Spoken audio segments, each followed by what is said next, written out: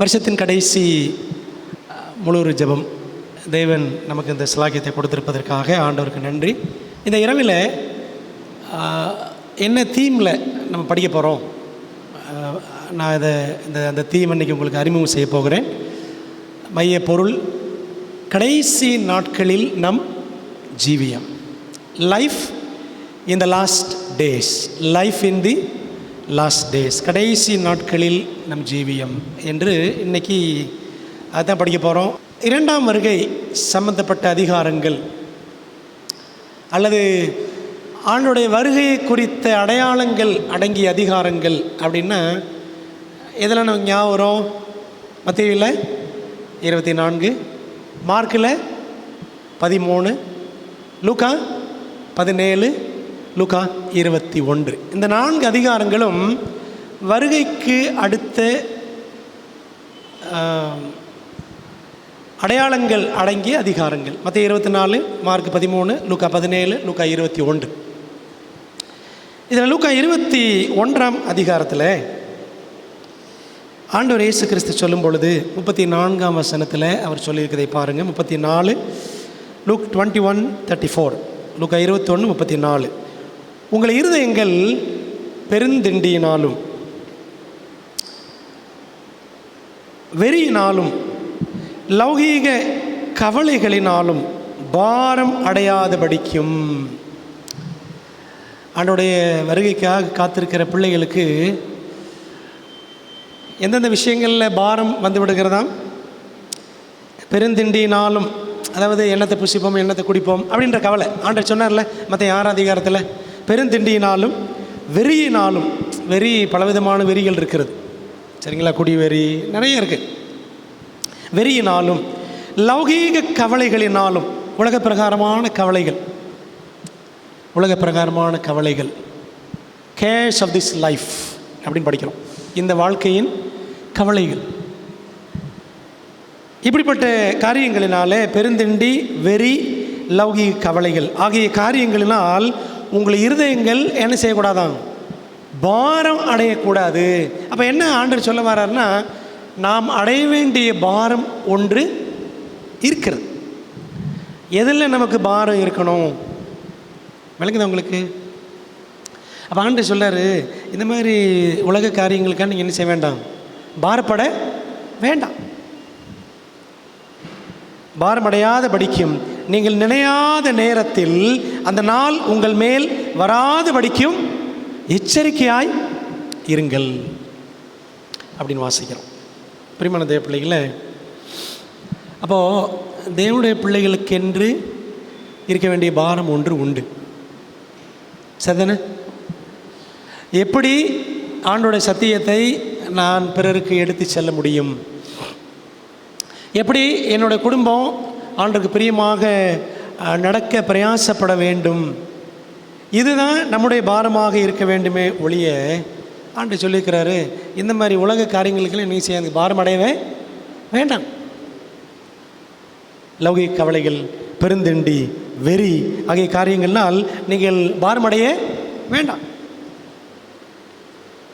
அன்பான தேவ பிள்ளைகளை பாருங்களேன், பல நேரங்களில் உலக வாழ்க்கையில், அந்த உலகத்தில் வாழ்ந்துட்டுருக்கிறோம், எவ்வளவோ பாரங்கள் நம்மை அழுத்துகிறது. இந்த பாரங்களினால் நாம் தேவனை தேடவும் நம்மால் முடியலை. தேவனை தேடுவதில் ஒரு தீவிரம் காட்ட முடியல. தேவனுக்கு அடுத்த காரியங்களில் அதிக நாட்டம் செலுத்த முடியலை. ஏன் அப்படின்னா, உலக காரியங்கள், உலக பாரங்கள் அதிக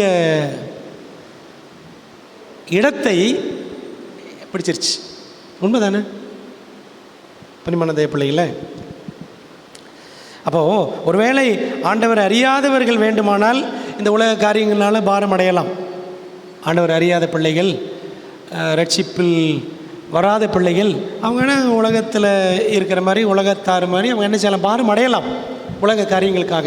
ஆனால் தேவனுடைய பிள்ளைகள் அப்படி செய்ய வேண்டியது இல்லை. சரியா? பாருங்களேன், லௌகிக கவலைகள் அப்படின்னா கடன் எடுத்துக்கங்க. இன்றைக்கி எவ்வளவோ பேர் கடனில் சிக்கி கொண்டு லோன் லோன் லோன் லோன் அப்படின்னு எல்லாம் சிக்கி பெரிய போராட்டத்தில் நிறைய குடும்பங்கள் இன்றைக்கி இருக்கின்றன. விளங்குது உங்களுக்கு? பிரியமான தேவ பிள்ளைகளே, நாம் இந்த உலகத்தில் எந்த விதமான கண்ணிகளிலும் சிக்கிக்கொள்ள கூடாது. அடுத்த வசனம் பாருங்கள், லூக்கா 21:35.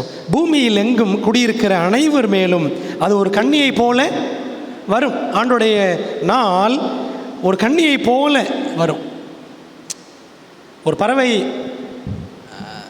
சிக்கிக்கொண்டுச்சு அப்படின்னா, கண்ணியில் சிக்கிக்கொண்டால் அது ஆயத்தமாக இருக்காது, மாட்டிக்கும். புரிதுங்களா? அதே போல தான் நாம் ஆயத்தமாகவில்லை, ஆண்டோட வருகைக்காக ஆயத்தமாகவில்லை என்று சொன்னால் அவரோட வருகை நமக்கு ஒரு கண்ணியை போல இருக்கும். ஐயோ, சூனர் தான் நான் எக்ஸ்பெக்டட், நான் எதிர்பார்த்ததை விட ஆண்டவர் சீக்கிரம் வந்து விட்டாரோ என்று ஆயத்தமற்ற நிலையில் நாம் கண்டுபிடிக்கப்படுவோம். விளங்குது உங்களுக்கு? அன்பான தேவ பிள்ளைகளே, அப்போ இந்த கடைசி நாட்களில் நம்முடைய ஜீவியம் உலக கவலைகள், உலக காரியங்கள் இதில் அப்படியே போயிடக்கூடாது. சரிங்களா? How to beautify my body, எப்படி என் வீட்டை நான் அழகாக வச்சுக்கலாம், எப்படி என்னுடைய சரீரத்தை அழகாக வச்சுக்கலாம் அப்படின்னு அதில் நம்ம நேரத்தை வீணடிக்க வேண்டிய அவசியமும் கிடையாது. ஒரு இடத்துல இப்போ நம்ம ஒரு காலண்டரில் படித்தோம், கிரேட் கான்ட்ரவர்சி பற்றி படிக்கும் பொழுது, மாபெரும் போராட்டம் பாடத்தில் ஜான் ஹஸ் சொல்லியிருப்பார்ல, ஒரு வெள்ளிக்கிழமை பாடத்தில் வரும், கவலைப்படுங்க. எதுக்காக கவலைப்படுங்க? How to beautify your souls, உங்கள் ஆத்துமாக்களை எப்படி அழகுபடுத்தலாம் என்பதை குறித்து நீங்கள் என்ன செய்யுங்க? கவலைப்படுங்க. சரிங்களா? வீட்டை அழகுபடுத்தணும், நம்மளுடைய சரீரத்தை அழகுபடுத்தணும், சரிதானே? விதவிதமாக உடுத்திக்கணும் அப்படிலாம் நம்ம நினைக்கிறோம். ஆனால் நம்முடைய ஆத்துமாக்களை அலங்கரிக்க நாம் பாரம் கொள்ளுகிறோமா? என் குணம் ஒவ்வொரு நாளும் என் எஜமானுடைய கிறிஸ்துவனுடைய குணத்தை போல் மாற வேண்டும், நான் அப்படி டிரான்ஸ்ஃபார்ம் ஆகிறேனா, தேவனுடைய குணத்தை பிரதிபலிக்கக்கூடியவனாக நான் வளர்ந்துக்கிட்டு இருக்கிறேனா அப்படின்னு கொஞ்சம் ஒரு கிராஸ் செக் பண்ணி பார்க்கணும். விளங்குது உங்களுக்கு? எவ்வளோ காலமாக ஆண்டவருக்குள்ளே இருக்கிறேன் அப்படின்னு நான் நினச்சிட்ருக்கிறேன், எத்தனையோ வருஷமாக சபையில் இருக்கிறேன் அப்படின்னு நினச்சிட்ருக்கிறேன். சபையில் இருக்கிறது பெருசு கிடையாது. சரிங்களா? 40 வருஷம் 50 வருஷம் சபையில் இருக்கிறது பெருசு கிடையாது, சத்தியத்தில் இருக்கணும். சரிதானே? 40 வருஷமாக 50 வருஷமாக சபையில் இருக்கிறது பெருசு கிடையாது, கிறிஸ்துவுக்குள்ளே இருக்கணும். புரியுதா உங்களுக்கு? அது நம்மகிட்ட இருக்கா? நான் கிறிஸ்துவுக்குள் எவ்வளோ தூரம் வளர்ந்துருக்கிறேன்? இதாங்க இந்த கடைசி நாட்களில் நம்முடைய பாரம் இதுவாக தான் இருக்கணும். கிறிஸ்துவுக்குள் நான் எவ்வளோ தூரம் வளர்ந்துட்டுருக்கிறேன், கிறிஸ்துவனுடைய குணத்தை, அவருடைய பண்பு நலன்களை, அவருடைய குணலட்சணங்களை நான் எவ்வளவாக பிரதிபலிக்கிறேன் என்று நம்ம என்ன செய்யணும்? யோசிக்கணும். சரிங்களா? ஒரு வசனம் எடுங்களேன். பிலிப்பியர் 4ஆம் அதிகாரம். பிலிப்பியர் 4வது அதிகாரம் வசனம் 5. யாராவது வாசிங்க. பிலிப்பியர் 4:5.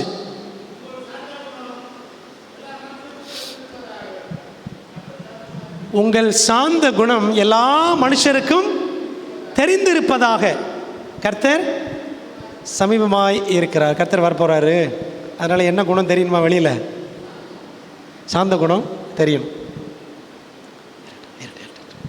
இருக்கட்டும். சாந்த குணம் பாருங்கள், நம்மகிட்ட தெரிகிறது சாந்த குணமா சண்டை குணமா? எந்த குணம் தெரியுது? சாந்த குணமா சண்டை குணமா? சண்டை குணம் தானே. புரியுது உங்களுக்கு? அழகாக பவுல் எழுதுகிறாரு, உங்கள் சாந்த குணம் எல்லா மனுஷருக்கும் தெரிந்திருப்பதாக. அப்போ ஆண்டோடைய வருகை நெருங்க நெருங்க, அவருடைய நாளை நாம் சந்திக்க கிட்டி சேர சேர சேர நம்மகிட்ட என்ன குணம் வெளிப்படணுமா? சாந்த குணம்.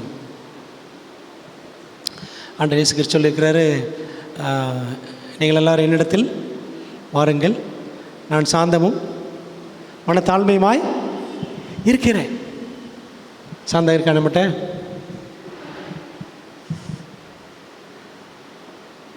அந்த மனத்தாழ்மை நம்மிடத்தில் இருக்கிறதா? கிறிஸ்துவிடம் இருக்கிற அந்த குணலட்சணங்கள் நம்மிடத்தில் இன்னைக்கு இருக்கா?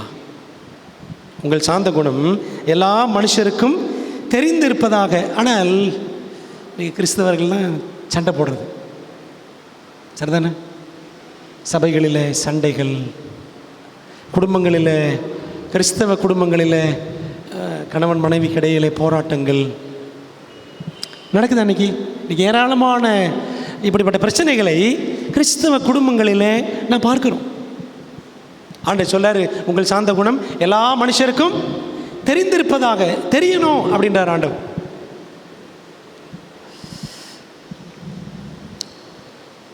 அன்பான தேவனுடைய பிள்ளைகளை,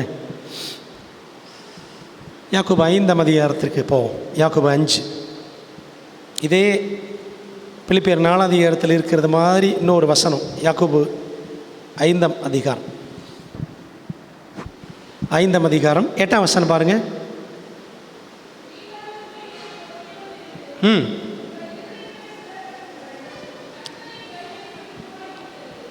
நீங்களும் நீடிய பொறுமையோடு இருந்து உங்கள் இருதயங்களை ஸ்திரப்படுத்துங்கள். அதுதான் சாந்தம், நீடிய பொறுமை.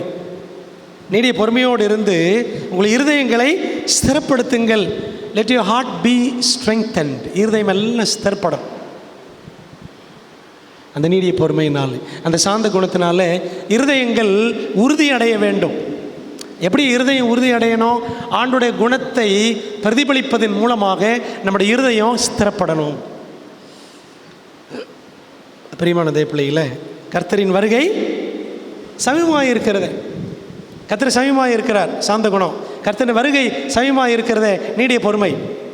அதாவது சிம்பிளாக சொன்னால் ஆவியின் கனி. ஆவியின் கனி கர்த்தருடைய பிள்ளைகளுடைய வாழ்க்கையிலே வெளிப்பட வேண்டும். வெளிப்படுகிறதா? 9ஆ 17ஆ? எது வெளிப்படுகிறது? 9ஆ 17ஆ? 17 தானே. நான் சொல்கிறது உங்களுக்கு எது சொல்கிறேன் உங்களுக்கு புரியும் நினைக்கிறேன். 9 வெளிப்படுதா 17 வெளிப்படுதா? கலாத்தியர் 5ஆம் அதிகாரத்தில் பார்த்தோம் அப்படின்னா 9 ஆவியின் கனி, 17 மாம்சத்தின் கிரியைகள் இருக்குல்ல. கலாத்தியர் 5ஆம் அதிகாரத்தில் இருக்கு. 9 வெளியில் வருதா 17 வெளியில் வருதா? 9 தானே வெளியே வரணும், ஆனால் 17 தான் வந்துக்கிட்டு இருக்கேன். சரிதானே? பிரியமான தேவனுடைய பிள்ளைகளே, அந்த ஆவியின் கனி நம்முடைய வாழ்க்கையில் இந்த கடைசி நாட்களில் அதிகமாய் வெளிப்பட வேண்டும். அதிகமாய் வெளிப்பட வேண்டும். ஏன் இதை நான் சொல்கிறேன் அப்படின்னா, காலங்காலமாக சர்ச்சில் இருக்கிறோம், காலங்காலமாக அந்த பைபிளை முன்னாடி இருந்து பின்னாடி வரைக்கும் அட்டை படிச்சுக்கிட்டு தான் இருக்கிறோம். தியரட்டிக்கலி, அதாவது அறிவு ரீதியாக உள்ள என்ன இருக்குன்னு எனக்கு தெரியும். உண்மை தானே? இல்லை அம்மத புஸ்தகம் என்ன, கடைசி புஸ்தகம் என்ன, எல்லாம் எனக்கு தெரியும். ஆனால் இதில் இருக்கிற சத்தியங்களின் நடக்கை என்னிடத்தில் இருக்கிறதா? அதை தான் ஆண்டவர் நம்மகிட்ட எதிர்பார்ப்பார். எத்தனை வருஷம் இருக்கிறோம் சபையில் அப்படின்றத ஆண்டவர் பார்க்க மாட்டார். நாம் மெய்யாகவே கிறிஸ்துவின் குணலட்சணங்களை வெளிப்படுத்துகிறவர்களாக இருக்கிறோமா? அதுதான் ஆண்டவர் பார்ப்பார். ஆக பிரியமான தேவ பிள்ளைகளை, இதை மனசில் வச்சுக்குவோம். கடைசி நாட்களில் நம்முடைய ஜீவியம் இப்படி இருக்கணும். ஆண்டவர் சொல்லுகிற மாதிரி உலக பாரங்கள்லாம் கிடையாது. ஆண்டவரே, நான் எப்படி உங்கள் குணத்தை நான் வெளிப்படுத்துவேன், அதான் நம்முடைய பாரமாக இருக்கணும். எப்படி ஆண்டோடைய ஊழியத்தை கொண்டு செல்லலாம், சத்தியத்தை எப்படி மற்றவர்கள் கொண்டு போய் சேர்க்கலாம், இதான் நம்முடைய பாரமாக இருக்கணும். அவருடைய குணத்தை எப்படி நான் வெளிப்படுத்த முடியும் என்பதான் நம்முடைய பாரமாக, ஜெபமாக இருக்கணும். சரிங்களா? ஆகவே தேவன் இந்த இரவில் நான் படிக்கிற இந்த பாடங்களை நமக்கு நிச்சயமாக பேராசீர்வாதமாக மாற்றி தருவார் என்று கர்த்தருக்குள்ளாக நான் நம்புகிறேன்.